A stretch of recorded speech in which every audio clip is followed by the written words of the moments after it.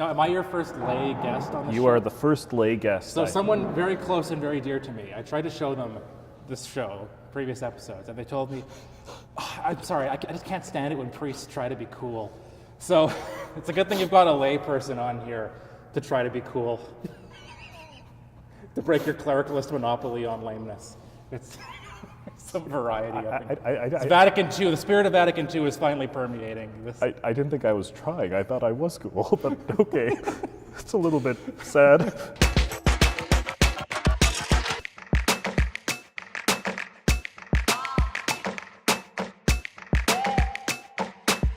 Welcome back to Left Footers. This week we have Mr. Sydney Brett Fawcett, good friend, a good chatter with me about nonsense and the interesting things in life. So, TV shows. TV shows have to have good titles. So the first question, of all the slurs against Catholics, why Left Footers? Why did we pick that name? Why not Box Talkers, Mackerel Snappers? There's a whole history of great slurs against Catholics. Why Left Footers? You know, it just sounds right.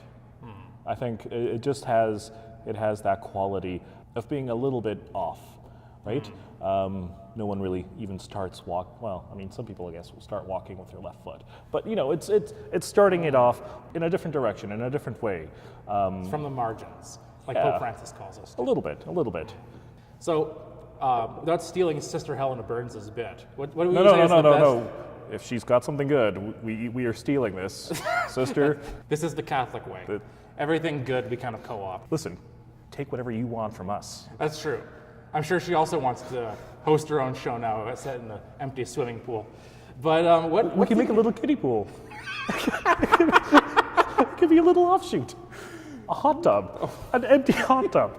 An empty hot tub with little penguin dolls or something like that. Absolutely. Take that idea. You're welcome to that. We'll even come up with a title for it later on.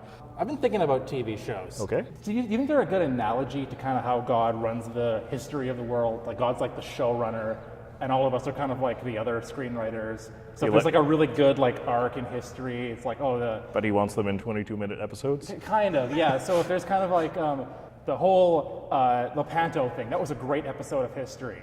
The Schism, that was one of the guest writers, you know. Now the showrunner's got to somehow work it into the plot, and he's got to come up, 10 seasons later, he's got to somehow wrap it back up together and sew that subplot back up. And I feel like that captures the frustration of God a lot. Like he's got to deal with these inferior writers. It's like that's the problem with sub-creation. It's like, here, help me write this story, and everyone's fan fiction is terrible. Have you watched The Crown at all? I have not watched The Crown. Is it any good? It's a great show. Yeah. What is it about? It's about the Queen. It's every season is a decade of the Queen's life. Okay. Yeah. That makes sense. And the first season's really about her Now, why do I want to know more about the Queen? I mean, she's on my money already. Do I need to invest any more time, energy into who she is? Because I think it's a good show about vocation. Okay. The first season is about her dealing with this idea that she's like the divinely ordained, the divinely picked choice to lead her country. That means she has to deny herself in a lot of ways. It's hard to spoil something when it's like history, but that she comes up to an issue with her sister and her sister getting divorced, and is she going to support all this? And she basically has to go against her own personal desires and affections in service of the fact that she's the head of the Church of England, or the Supreme Governor of the Church of England, and kind of has to toe a party line on that because she's God's representative. And it's really interesting to see a show all about somebody who's really, whose whole life is dedicated to trying to serve God in a way. There's one episode in season 2 where she actually meets Billy Graham and gets advice. Which is true. I looked that up afterward. God rest his soul. So it's also just it's the most expensive TV show in history, actually. It's very lavish. It's very it's got all your soap opera obsessiveness. Okay. But without, I need to qualify this. Season 2 gets a little more soap opera-y in the way you're probably thinking. Okay. But definitely season 1 is worth checking out. But that's, what, you just mentioned Billy Graham and the Queen meeting. And that's, I think, one thing that I love in TV shows, when there are crossover episodes, when you have, a favorite character from this show meeting another favorite character in another show. Like, the first thing that pops into my mind as a Catholic is from a TV show, skit show rather, MADtv. Oh, yeah. And there's a skit where there's the life of Christ, but it's with the addition of the Terminator. And I just love that every time. You know, You can't be killing people. Why not? Because it's not very nice. Exactly. You know, I love these kinds of interactions. You know, it's sort of like the imagination sandbox where everything is possible, and you know, shows melding together to produce something that can only really be for a little bit. And you know, I sort of imagine heaven's like that. You know, it's the best crossover episode ever. We have Bob Hope with Joan of Arc, you know, chatting it up with Padre Pio and cracking laughs. I mean, who doesn't want to be in the midst of this? I feel like I'd be just like the extra. I'd be like the director cameo in the back, like, hey guys, you know, just like passing like, I'd be like an Easter egg, you know, just kind of like, can I watch too? Yeah, that's interesting. And with crossovers too, what I like about crossovers is you can have shows that are like really, really different from each other, and yet they exist in the same world. And that's kind of like us, eh? Yeah, like, there's some people who absolutely. have missionary lives that are like really horrible and violent and sad, and some people have like kind of comedy wacky lives. Exactly. Yeah, exactly. And they sort of like how Arrested Development crossed over with like the X-Files at one point. Did they? Well, no, because there's the detective from Law and Order SVU. Oh, that's Yeah, okay. what's his name? My wife is a huge SVU fan, and I can't remember his name. But he was like, he's been on Homicide: Life in the Street, and he was in an episode of Arrested Development, and he was also in an episode of the X-Files, I want to say.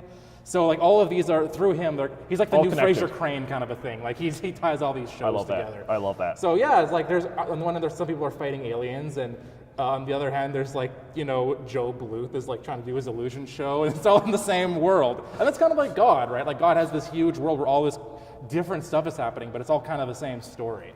Like we were saying, I think God is the showrunner of history, and since he's letting us write the story with him, we're like the inferior God second-tier is writers.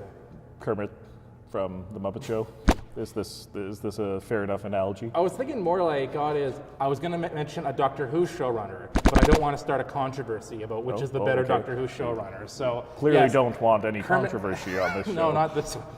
Kermit the Frog is a great analogy. He's not easy being omnipotent, God. but he's kind of omnipotent, but he's also very gentle and very patient.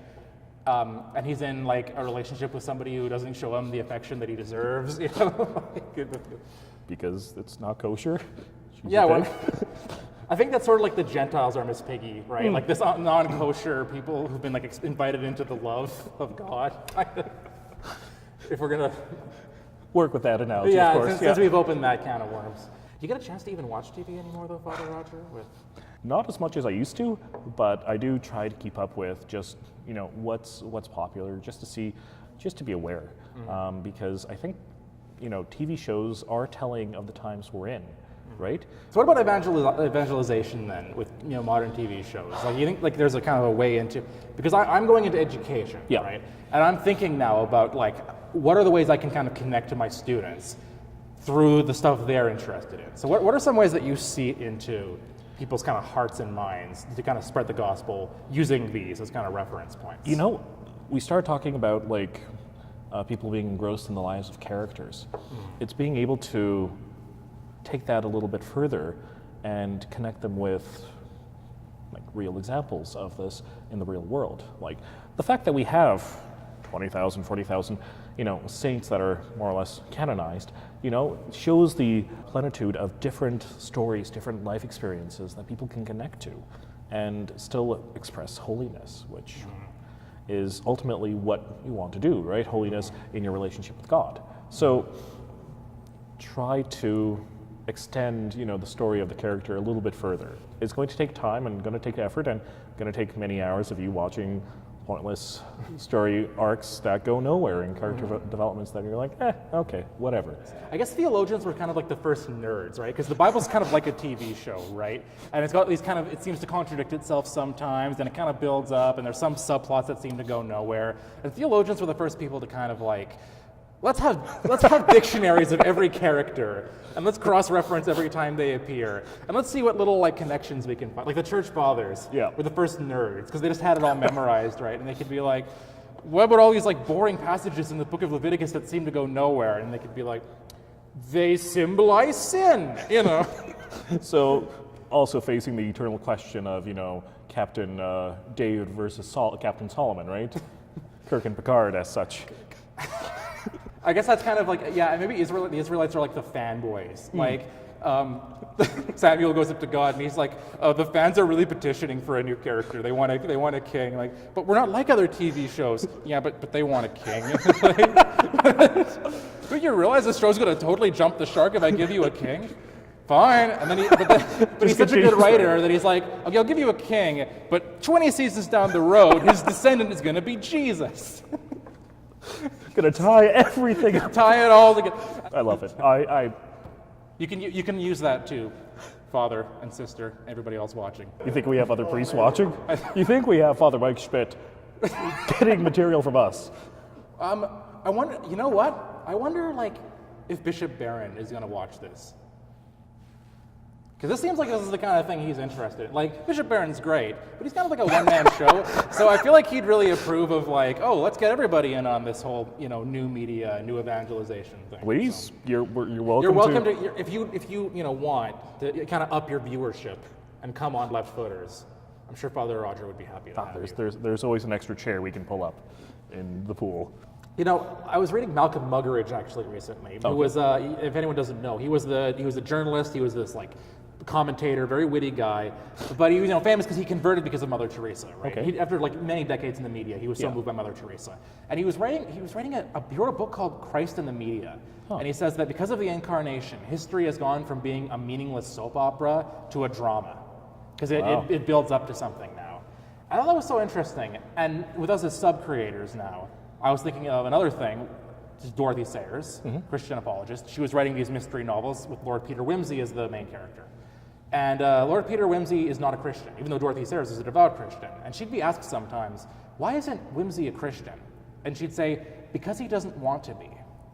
Which is kind of what happens in true sub-creation. These characters become independent of you. But what she did do is she wrote herself into the books as a character named Harriet Vane, who's also a novelist, and she's also an Oxford graduate and all this.